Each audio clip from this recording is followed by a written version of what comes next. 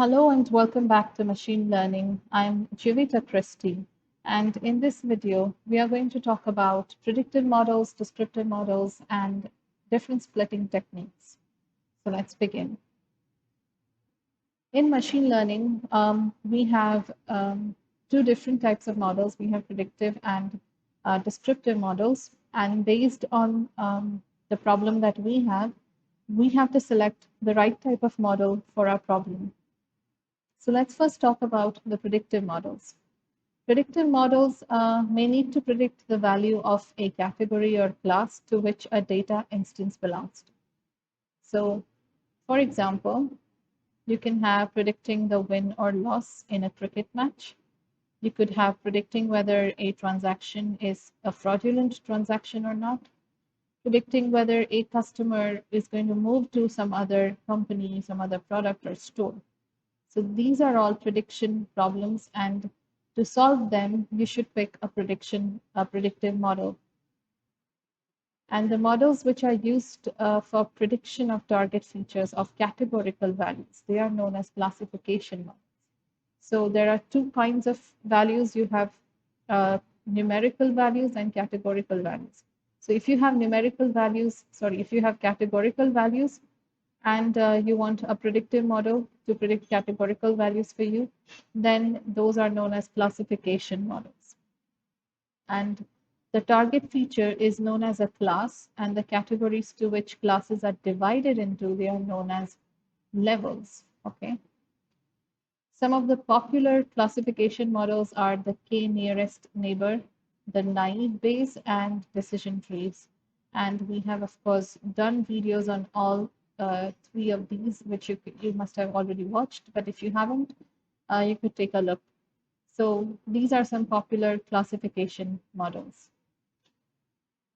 Predictive models can also be used to predict numerical values, okay, not just categorical values. And some examples of such things are prediction of revenue growth in the succeeding year, prediction of how much rainfall will be there in the coming monsoon, predicting how many flu patients or COVID patients are going to be there.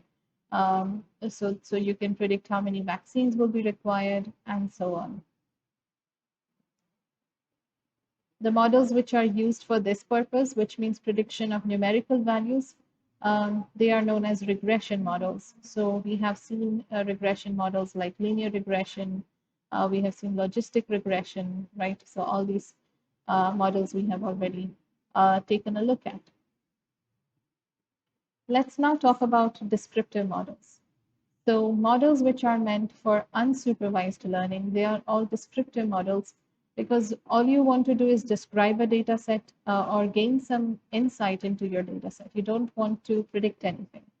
So that's why they are called descriptive models, and they use unsupervised learning instead of supervised learning.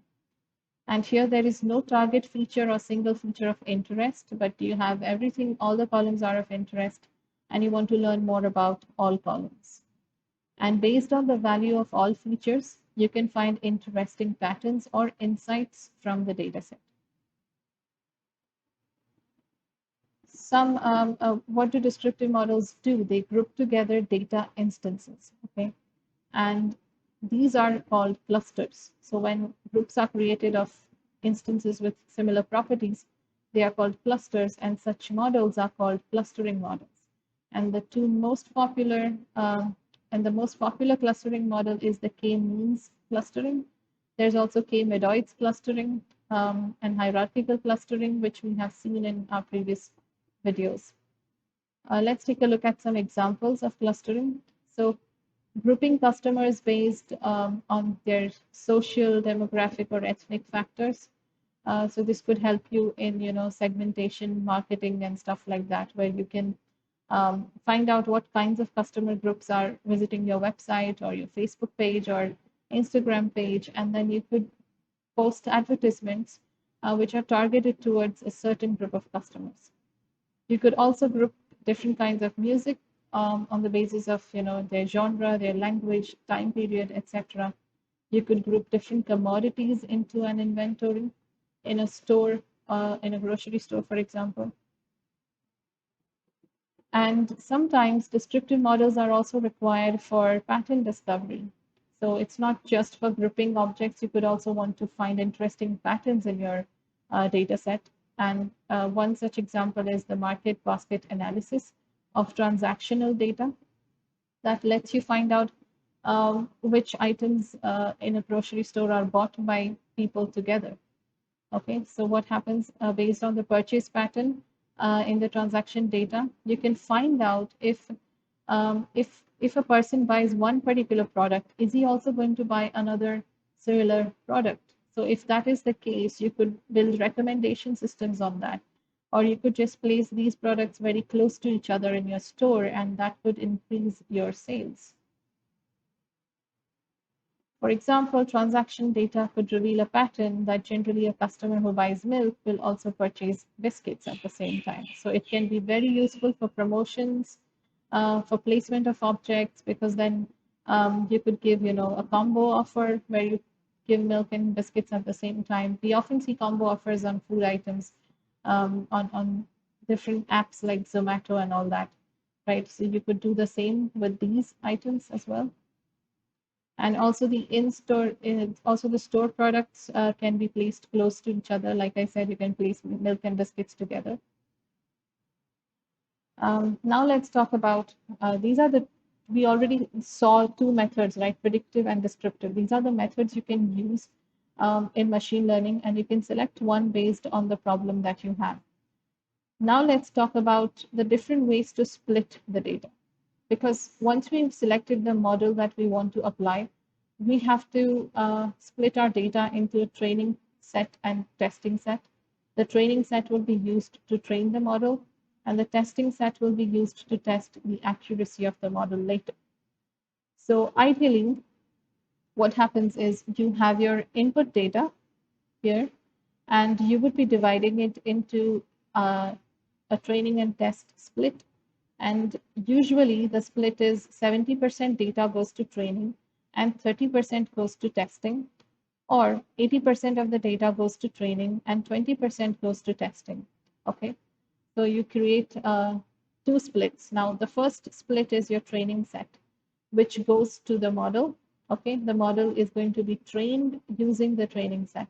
And once the model is ready, you will use the testing set, which was your second split, to check the accuracy or the model performance. There are many ways to measure model performance, and we will be looking at those in one of the later videos.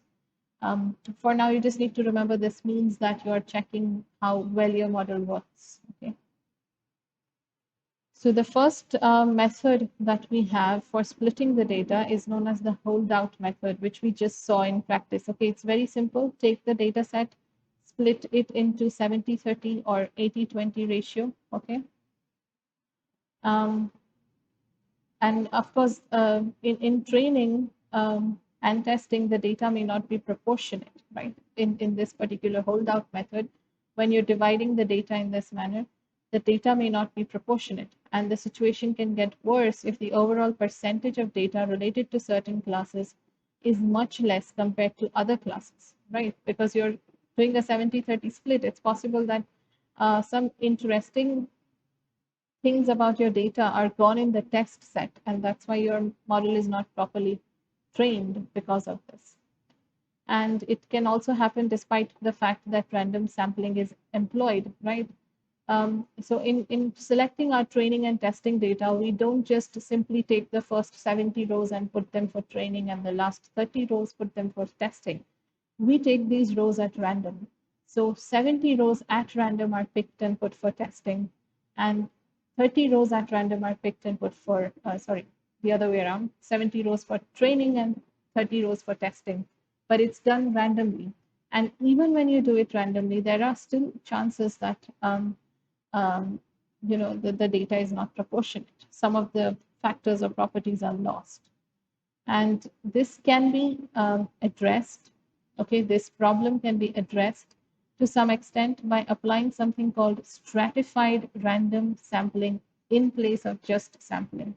So instead of applying just normal sampling, you could do a stratified random sampling. And what happens there?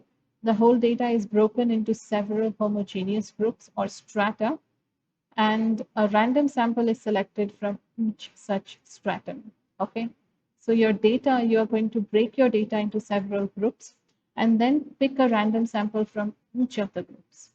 And this would ensure that the generated partitions would have equal proportions of each class. So instead of taking randomly 70 rows, you would break the data into 10 parts and then select few rows from each part so that you get a random sample. Okay. Now let's talk about another method of splitting the data, which is known as k-fold cross-validation method. So what happens with the holdout method? In the holdout method, even if you apply stratified random sampling, you will still have issues in specific situations, especially if you have very small data sets. Okay, so then the challenge is, how much data will you put in training and testing, and how many classes will you divide it into, because your data set is so small. So there is a special variant of holdout method, which is sometimes also called repeated holdout. Okay, we will call it the k-fold cross-validation method, which can ensure the randomness of the data sets, even if your data set is very small. So what can you do in that case? You can take several random holdouts. You can do that to measure the performance. And in the end, the average of all performances is taken. So how does that work out? You are taking multiple holdouts, which means you're not creating one train and test split. You're creating several train and test splits. Okay. And then what happens? You will apply your model on all of them, and then you will see how the model performance is being done. So this is known as k-fold cross-validation technique. The data set is divided into k completely distinct or non-overlapping random partitions, which are also known as folds. So whatever data you have, you will be dividing it into k partitions, which are completely distinct, which means those partitions are not going to have data that is common between them. And then how do you select the value of k? So you can set it to be any number. However, you have two approaches which are very popular when you want to select the value of k. One approach is to take 10 folds. So take 10 values of k, take the value of k as 10. The second approach is the leave one out cross-validation, also called the LOOCV. Let's talk about the 10-fold CV. So what happens in the 10-fold cross-validation? It's very popular. What you do is you create 10 folds, okay? So partition your data into 10 pieces. That means you will take 10% of the data into each fold, okay? And that will be, and that 10%, so that means out of the 10%, out of the data that you took, 10% will be taken as the test data for validating, and the remaining 9 folds of data, that means 90% of the data, will be used for training. So, and you're going to repeat this process 10 times for each of the 10 folds.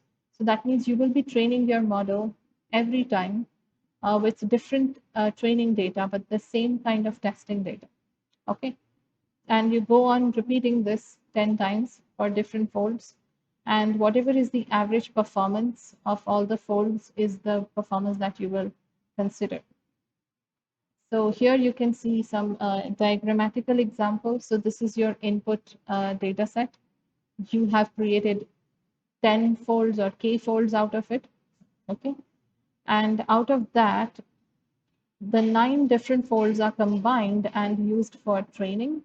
But this one fold, which is 10% of your data, goes for testing the trained model.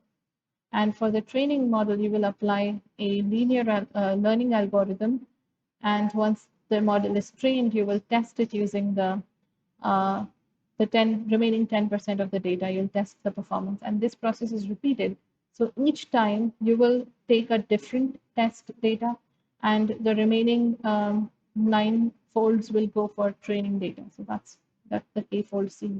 So you can see another diagram here. This one shows how it is divided. So in iteration 1, this is my testing data.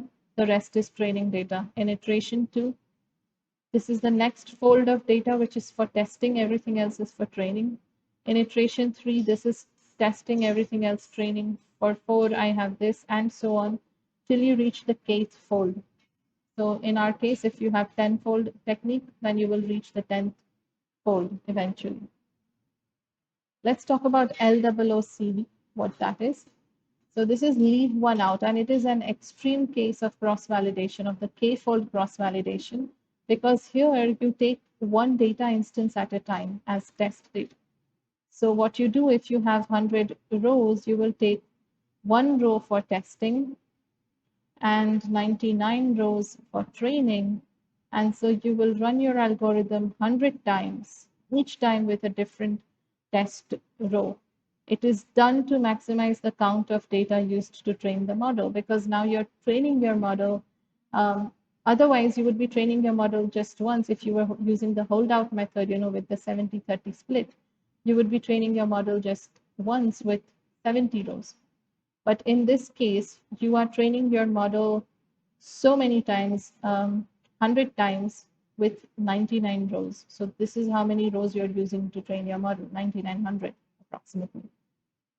So that's what you're doing in LOOCV.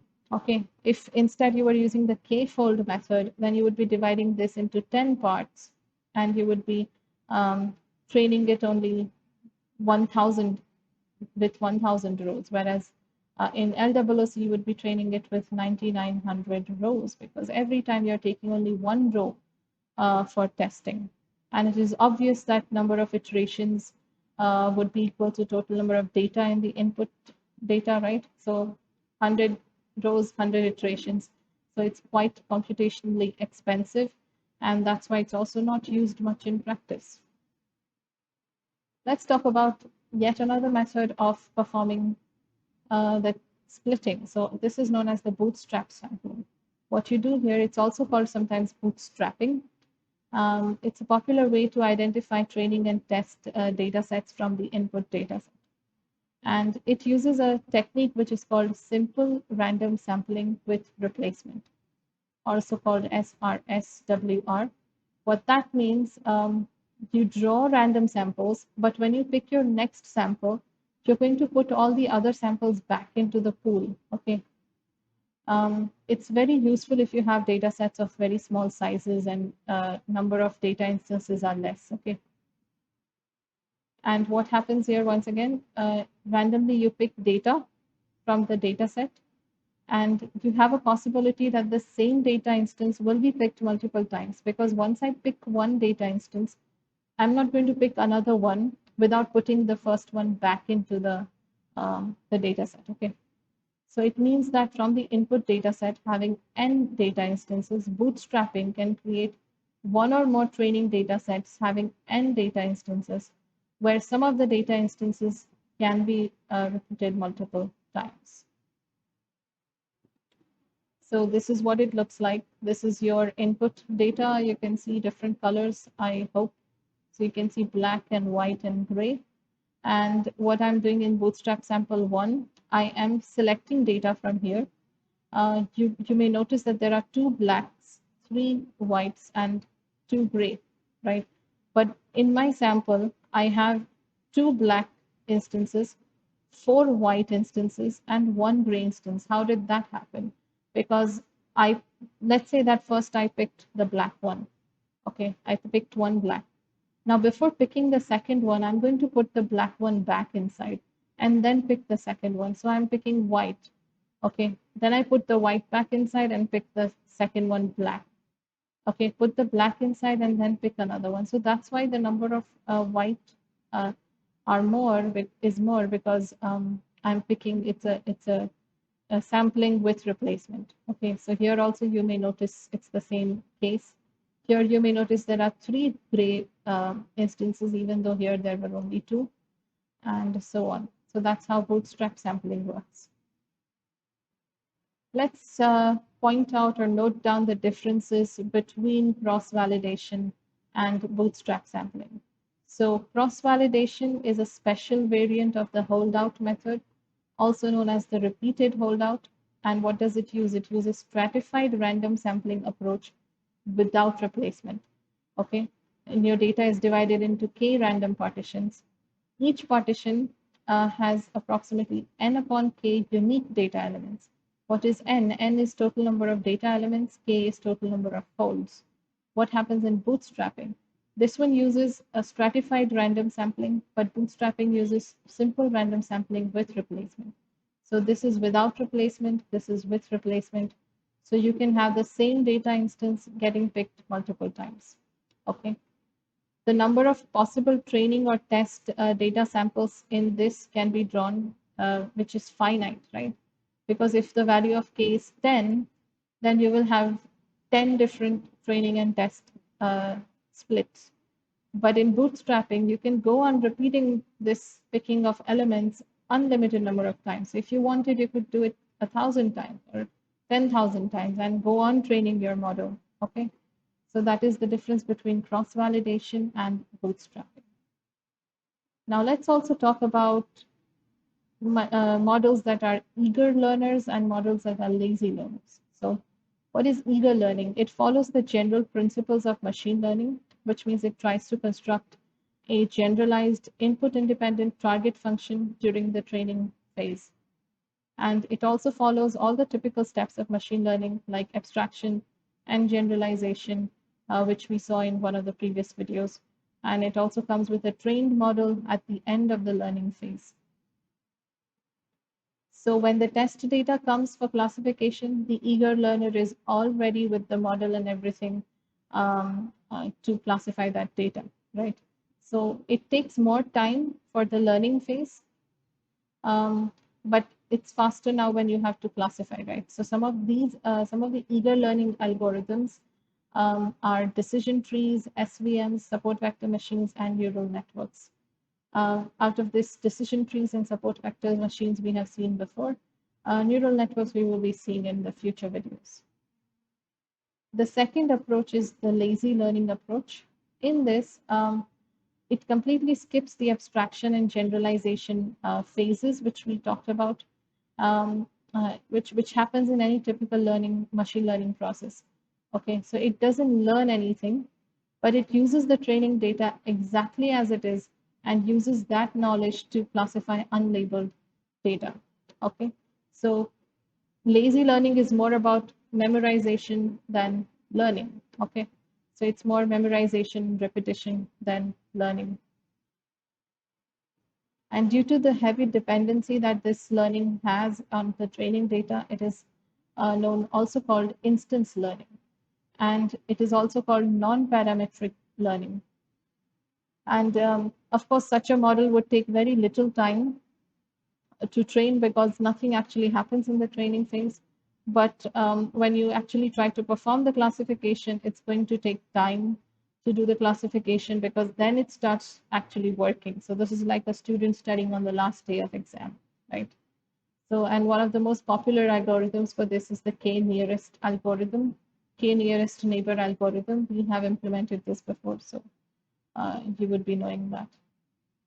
So that's it for this video. I'll see you in the next one. Thank you for watching.